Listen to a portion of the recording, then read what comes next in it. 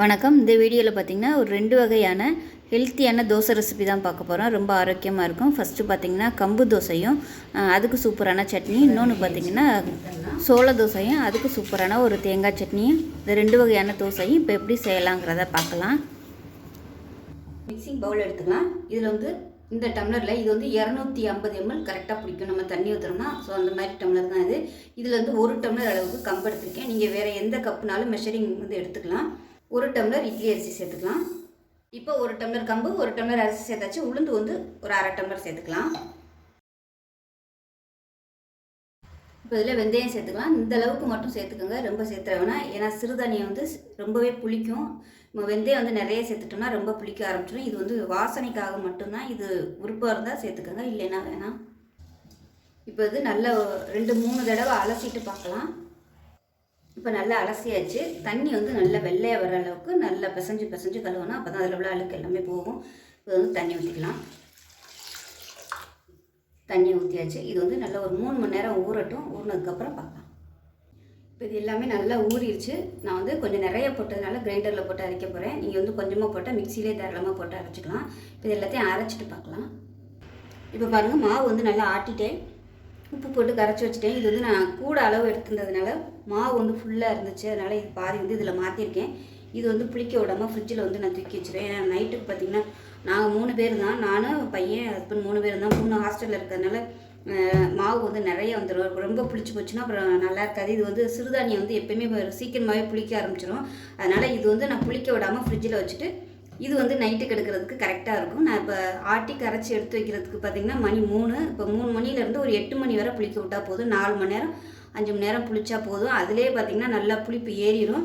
நம்ம பகல் இந்த சிறுதானியங்கள் வந்து எப்பவுமே நீங்கள் பகலில் ஆட்டிக்கிறது நல்லது. ஏன்னா டக்குன்னு சீக்கிரமாகவே பொங்கி வந்துடும். நம்ம நைட்டில் எதுனோம்னா ரொம்ப அப்படியே புளிச்சு போயிடும்.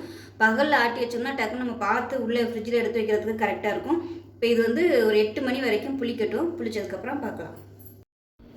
இப்போ ஒரு பேன் எடுத்துக்கலாம். பேன் சூடானதும் இதில் தேவையான அளவுக்கு எண்ணெய் சேர்த்துக்கோங்க. எண்ணெய் சூடானதும் 3 டேபிள் ஸ்பூன் கடலைப்பருப்பு எடுத்திருக்கேன். இதை சேர்த்து பொன்னிறமாக வறுத்துக்கலாம். கடலைப்பருப்பு சேர்க்கும்போது அடுப்பு வந்து மீடியமாக வச்சுக்கோங்க, சட்டுன்னு கரியிரும். லேசான சூடு இருக்கும்போதே கடலைப்பருப்பு வந்து சேர்த்துருங்க. இப்போ கடலைப்பருப்பு லைட்டாக பொரிய ஆரம்பிக்குது. இப்போ இதில் காரத்துக்கு தேவையான அளவுக்கு 2 பச்சை மிளகாய் வந்து உடச்சிட்டு சேர்த்துக்கலாம். எப்போயுமே பச்சை மிளகாய் வந்து உடச்சிட்டு சேர்த்துக்கோங்க, இல்லைன்னா அது எண்ணெயில் வந்து ஊறி வெடிக்க ஆரம்பிச்சிடும். அதனால் எப்போயுமே 2ஆக உடச்சிட்டு சேர்த்துக்கோங்க. அது கூடவே ஒரு 4 வரமிளகாயும் சேர்த்துருக்கேன். அதோட 2 பூண்டு பல்லும் சேர்த்துருக்கேன். இப்போ இது எல்லாமே நல்லா வதக்கியாச்சு. இதில் ஒரு கைப்பிடி அளவுக்கு கொத்தமல்லி சேர்த்துக்கலாம். அதோட மீடியம் சைஸாக ஒரு பெரிய வெங்காயம் சேர்த்துருக்கேன். இதுக்கு பதிலாக நீங்கள் சின்ன வெங்காயம் வந்து ஒரு 15 சின்ன வெங்காயம் சேர்த்துட்டிங்கன்னா டேஸ்ட் வந்து இன்னும் நல்லா அட்டகாசமாக இருக்கும். இப்போ வந்து காரம் பத்தாத மாதிரி தோணுச்சு, அதனால் ஒரு பச்சை மிளகா வந்து நான் எக்ஸ்ட்ரா சேர்த்துருக்கேன். இப்போ இது எல்லாத்தையும் நல்லா வதக்கணும். மீடியமான ஃப்ளேம்லேயே வச்சுக்கோங்க, இல்லைன்னா கடலைப்பருப்பு வந்து சட்டுன்னு கருகி போயிடும். வெங்காயம் வந்து ஓரளவுக்கு வதங்க ஆரம்பிச்சிருச்சு. இந்த ஸ்டேஜில்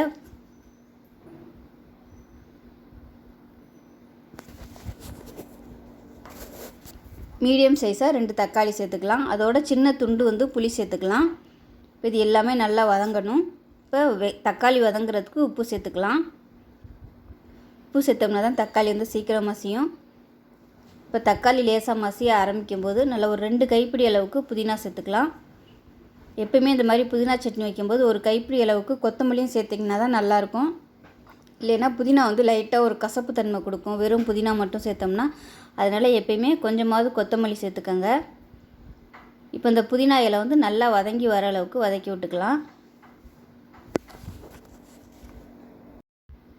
இப்போ இது நல்லா வதங்கி வந்ததும் கேஸ் அமர்த்திடலாம். அமர்த்திட்டு ஆறுனதுக்கப்புறம் நல்லா நைஸாக அரைச்சிக்கலாம். பாருங்கள், சட்னி நல்லா அரைச்சாச்சு. இப்போ பாருங்கள், தாளிப்பு வந்து கொடுத்துக்கலாம். கடுகு, உளுந்து, கருவேப்பிலை, பெருங்காயம் போட்டு தாளிச்சதை அதில் சேர்த்துக்கலாம். இப்போ வந்து கலந்து விட்டுக்கலாம். இது வந்து தாளிக்காமையும் சாப்பிட்லாம், நல்லா இருக்கும் டேஸ்ட்டு. தாளிச்சும் சாப்பிட்லாம். அருமையான புதினா சட்னி ரெடி ஆயிடுச்சு, தேங்காய் இல்லாமல். வேணும்னா இன்னுமே நீங்கள் தண்ணியாக வச்சுக்கிறதுனால வச்சுக்கலாம். அது நல்லா கெட்டியாக இருக்குது. இப்போ பார்த்திங்கன்னா மாவு வந்து நல்லா புளிச்சிருச்சு, ஆனால் இன்னும் ரொம்ப புளிக்கலை.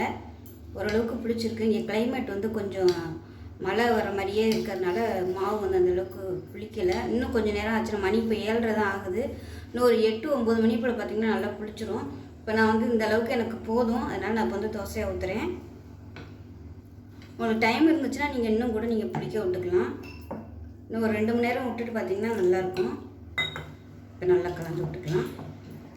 கிளைமேட்டை பொறுத்து மாவு வந்து சீக்கிரம் புளிக்கும். வெயிலாக இருந்துச்சுனாவே ரொம்ப புளிச்சிடும். இங்கே வந்து மழை வர மாதிரி மேகமாகவே தான் இருக்குது. வெயில் அந்த அளவுக்கு இல்லை, அதனால் கிளைமேட் இதாக இருக்கனால மாவு இன்னும் புளிக்கலை. நல்லா தோசை ஊற்றுற அளவுக்கு கலந்துக்கலாம். கல் நல்லா சூடாகிடுச்சு. லைட்டாக எண்ணெய் தேய்ச்சிக்கோங்க.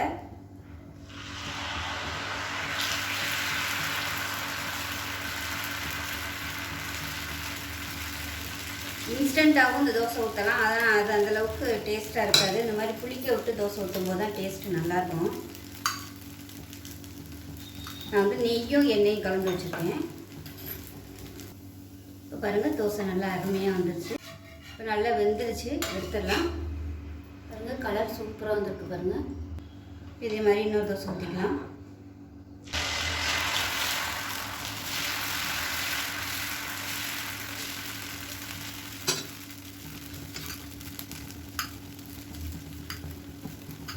இப்போ பாருங்கள் ரெண்டாவது ஊற்றின தோசையும் சூப்பராக ரெடி ஆயிடுச்சு, எடுத்துடலாம்.